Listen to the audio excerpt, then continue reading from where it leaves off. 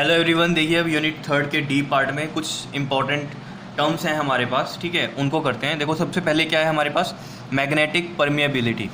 Magnetic permeability होती क्या है, अगर इसको आप सिंपली समझें कि परमिएबिलिटी है क्या, तो परमिएबिलिटी होती है कि मटेरियल को जब आप किसी मैग्नेटिक फील्ड में रखते हो तो उसमें से कितनी मैग्नेटिक फील्ड लाइंस को परमिट करता है, वो होती है परमिएबिलिटी। समझ रहे हो? जैसे मान लो ये हमने बनाया यहाँ पर, ये मैग्नेटिक फील्ड लाइंस हैं, ठीक है, ये मान लो नॉर्थ पोल और ये साउथ पोल, और यहाँ पर कोई मटेरियल है, ठीक है।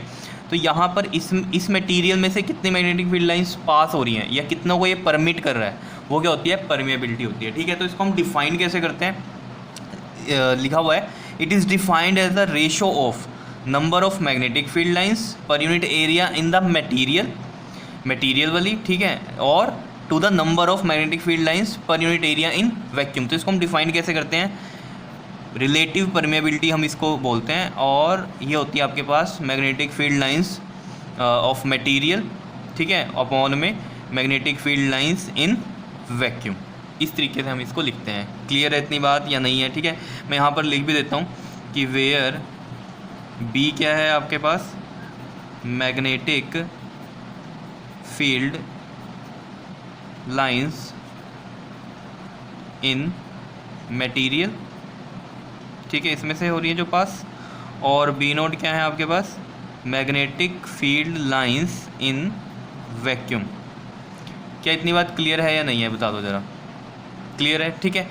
अब देखो आपको मैंने परमिएबिलिटी का मतलब बताया कि परमिट करता है मटेरियल कितनी नंबर ऑफ फील्ड लाइंस जा रही हैं, ठीक है, ये तो हो गई परमिएबिलिटी। इसको डिफाइन हम इस तरीके से करते हैं। एक और तरीका है इसको डिफाइन करने का, मैं अलग से यहाँ लिख देता हूँ, ठीक है, याद रखना होगा, रख लेना, ठीक है। Mu r relative permeability is equal to permeability in या permeability of material to the permeability of या परमिएबिलिटी इन वैक्यूम। क्लियर? ये आएगा आपके पास। क्या इतनी बात क्लियर है या नहीं है, बता दो ज़रा। समझ रहे हो? ठीक है। तो यहाँ से भी आप म्यू की वैल्यू अगर निकालना चाहते हो तो वो क्या आ जाएगी, म्यू नॉट इंटू में म्यू आर आ जाएगी। समझ रहे हो? वो मटेरियल की परमिएबिलिटी निकाल सकते हो आप यहाँ से, ठीक है। क्लियर है इतनी कहानी? बताओ समझ में आ रहा है या नहीं आ रहा है? ठीक है। अब इसके बाद देखो ज़रा, सेकेंड नंबर पर क्या है आपके पास, मैग्नेटिक फील्ड स्ट्रेंथ और मैग्नेटिक फील्ड इंडक्शन, ठीक है। अब देखो ज़रा, ये क्या चीज़ होती है, it is equal to the force experienced. ये किसके इक्वल होती है, force experienced by the unit positive charge moving with unit velocity. Unit समझते हो ना, 1 ठीक है, unit velocity and perpendicular to the direction of the magnetic field. अगर आपको याद हो, जैसे हमने कहा था कि मैग्नेटिक फील्ड लाइंस हैं इस तरीके से, ठीक है, और यहाँ पर ये एक चार्ज रखा है, ठीक है, इसको आपने किस वेलोसिटी से थ्रो किया, वी वेलोसिटी से थ्रो किया, ठीक है, इस तरीके से, समझ रहे हो। और या फिर जो हमने बोला इसमें कि परपेंडिकुलर क्या हो जाएगा, थीटा 90, ठीक है। तो मतलब इसको हमने इस तरीके से थ्रो किया ऊपर की तरफ, समझ रहे हो बात को, ठीक है। तो इसमें वो कह रहा है कि जो चार्ज है आपके पास, ठीक है, वो भी यूनिट पॉजिटिव चार्ज है, मतलब चार्ज की वैल्यू भी 1 है, और वेलोसिटी की भी वैल्यू क्या है, 1 है, यूनिट वेलोसिटी कह रहा है, और perpendicular to the direction of magnetic field बोल रहा है, तो थीटा कितना है, 90 है। क्या समझ में आ रहा है ये? ठीक है। तो अगर आपको याद होगा, F इक्वल टू में एक फॉर्मूला होता था हमारे पास, q B v sine theta. अब यहाँ पर देख लो, वो कह रहा है क्यू भी 1 होगा और V भी क्या है, 1 होगा, और थीटा परपेंडिकुलर है, मतलब ये थ्रो कैसे किया उसको, perpendicular in the direction of magnetic field, ठीक है, मतलब मैग्नेटिक फील्ड इधर है और उसको परपेंडिकुलर थ्रो किया मैग्नेटिक फील्ड से, ठीक है। तो 90 डिग्री पे, यानी कि थीटा कितना है, 90 डिग्री है। तो इन सब की जब वैल्यू यहाँ पुट करेंगे तो देखो ज़रा, साइन 90 क्या हो जाता है, 1 हो जाता है, V भी 1 हो गया और Q भी 1 हो गया, तो यानी कि सारी वैल्यू 1 हो गई। अब बचा क्या, सिर्फ B। तो ये B ही क्या है हमारे पास, मैग्नेटिक फील्ड स्ट्रेंथ है, या हम इसको क्या बोलते हैं, मैग्नेटिक फील्ड इंडक्शन, ठीक है। तभी हमने यहाँ लिखा था it is equal to the force, समझ रहे हो, it is equal to the force experienced by किसके, यूनिट पॉजिटिव चार्ज होगा, जो कि किस वेलोसिटी से मूव कर रहा होगा, यूनिट वेलोसिटी से, और परपेंडिकुलर होगा to the direction of magnetic field. क्या समझ में आया कि क्या है हमारे पास मैग्नेटिक फील्ड स्ट्रेंथ? क्लियर। अब थर्ड लेते हैं ज़रा, ये है आपके पास मैग्नेटाइजिंग फोर्स, या फिर हम इसको क्या बोलते हैं, मैग्नेटाइजिंग इंटेंसिटी। H से ये रिप्रेजेंट होता है हमारे पास, ठीक है। तो क्या लिखा हुआ है, it is defined as the number of ampere turns flowing per unit length in toroid और सोलेनॉइड। देखो ये चीज़ मैं समझाता हूँ अभी कि क्या लिखी हुई है। पहले तो ये समझो मैग्नेटाइजिंग फोर्स क्या होती है या मैग्नेटाइजिंग इंटेंसिटी क्या होती है। जैसे मान लो आपने किसी मटेरियल को मैग्नेटिक फील्ड में रखा, तो ये मैग्नेटिक फील्ड जो है ठीक है, इसको किस एक्सटेंट तक मैग्नेटाइज कर सकता है, मैग्नेटिक फील्ड इसको किस एक्सटेंट तक मैग्नेटाइज्ड कर सकता है, ये होती है मैग्नेटाइजिंग फोर्स, उसकी ताकत मतलब एक तरह से। ठीक है, तो यहाँ पर जो डेफिनेशन है वो किस उससे लिखी हुई है हमने, ये होता है आपके पास H में NI, ये होता है, समझ रहे हो, ये याद रखना, मैग्नेटाइजिंग फोर्स ये होती है H में NI। अब पढ़ो इसको दोबारा से, क्या लिखा हुआ है, it is defined as a number of ampere turns, number of ampere turns flowing per unit length in toroid और सोलेनॉइड। अगर आपको याद है सोलेनॉइड या टोरॉइड वाला, वहाँ पर n क्या होता था, टर्न डेंसिटी होती थी, और ये होता था नंबर ऑफ टर्न्स पर उसमें यूनिट में लेंथ होती थी, मतलब यहाँ लेंथ होती थी। क्लियर।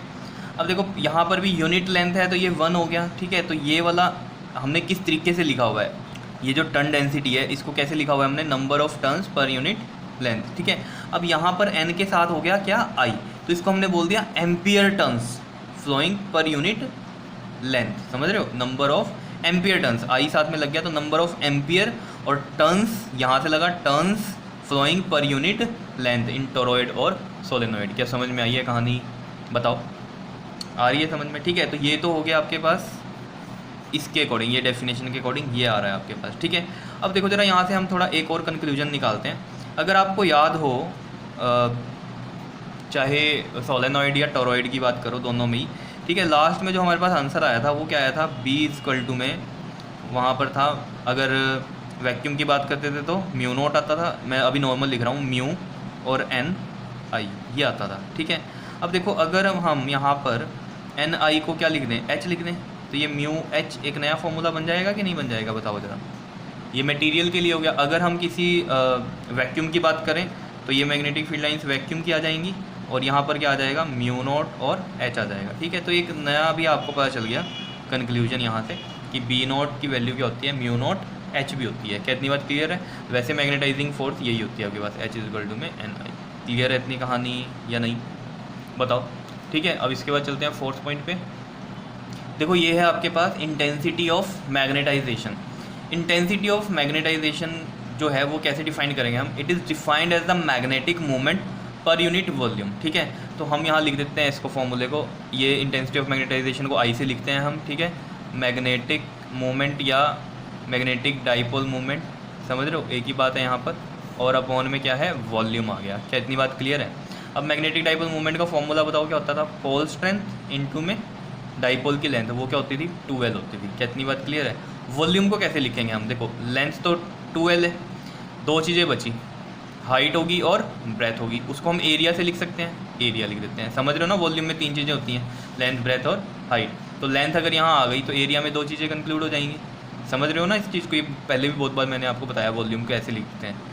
ठीक है, और जगह L लिखा होगा सिंपल, लेकिन यहाँ पर लेंथ ही 2L है तो 2L वैल्यू रख रहे हैं हम। ठीक है, क्लियर हो रही है बात। तो देखो 2L से तो 2L कैंसिल हो गया, तो I की वैल्यू जो आएगी वो क्या आएगी आपके पास, M/A आ जाएगी। क्या इतनी बात क्लियर है। M क्या है यहाँ पर, पोल स्ट्रेंथ है, और A क्या है, एरिया है। तो हम यहाँ लिख देते हैं where M is pole strength and A क्या है, इज़ एरिया। कितनी बात क्लियर है। ठीक है, अब देखो यहाँ से ना आप इससे भी एक डेफिनेशन बना सकते हो। देखो सोचो जरा, रेशो में दिया हुआ है ये कुछ M और A, बताना जरा क्या लिखेंगे हम इसमें। It is also defined as the ratio of pole strength per unit area.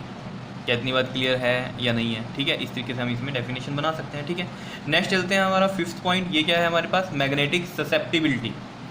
क्या है ये, मैग्नेटिक ससेप्टिबिलिटी, और इसको कैसे डिफाइन किया है, it is defined as the ratio of intensity of magnetisation to the magnetising force. तो देखो ज़रा, इसको जो मैग्नेटिक ससेप्टिबिलिटी होती है इसको हम लिखते किस तरह, जाई से। ठीक है, जाई इस तरीके से बनाते कैसे हम इसको, यहाँ से ऐसे लाइन लगानी है एक, और फिर एक ऐसे इस तरीके से बनाना है आपको, एक्स टाइप। ठीक है, और यहाँ पर M लगा देते हैं। मैग्नेटिक ससेप्टिबिलिटी है, देखो यहीं से पता चल रहा है डेफिनेशन से ही, ratio of intensity of magnetisation मतलब I, इंटेंसिटी ऑफ मैग्नेटाइजेशन ये वाला I, अपॉन में क्या है, मैग्नेटाइजिंग फोर्स, और मैग्नेटाइजिंग फोर्स क्या थी हमारे पास, H थी। यहाँ से देखो जरा ये H थी। ठीक है, तो यहाँ पर क्या लिख देंगे हम, H लिखेंगे यहाँ नीचे। क्या इतनी बात क्लियर है या नहीं है। ठीक है, ससेप्टिबिलिटी वैसे होती क्या है, अगर कोई पूछ ले कि ससेप्टिबिलिटी है क्या, ससेप्टिबिलिटी होती है मटेरियल की, कि वो किस एक्सटेंट तक मैग्नेटाइज हो सकता है, समझ रहे हो, मटेरियल कितने लेवल तक मैग्नेटाइज्ड हो सकता है। और अगर आपको याद हो जब हम बात कर रहे थे यहाँ पर मैग्नेटाइजिंग फोर्स की, ये किसकी वो होती थी, किसकी होती थी ये power, magnetising force, magnetic field की, कि फील्ड कितना मैग्नेटाइज कर सकता है मटेरियल को। लेकिन यहाँ ससेप्टिबिलिटी क्या है, मटेरियल क्या, कि मटेरियल कितना हो सकता है मैग्नेटाइज्ड, समझ रहे हो इस बात को, ठीक है। तो ये है हमारे पास मैग्नेटिक ससेप्टिबिलिटी। क्लियर है कहानी, बताओ समझ में आई है डेफिनेशंस, ठीक है। तो ये थोड़ी सी कन्फ्यूजिंग हो जाती हैं, ठीक है, तो इनको थोड़ा ध्यान से लर्न कर लेना आप, ठीक है, नोट्स बना लेना, ठीक है, एक दो बार पढ़ोगे तो अपने आप अच्छे से हो जाएंगी। क्लियर, ठीक है, ओके जी, थैंक यू।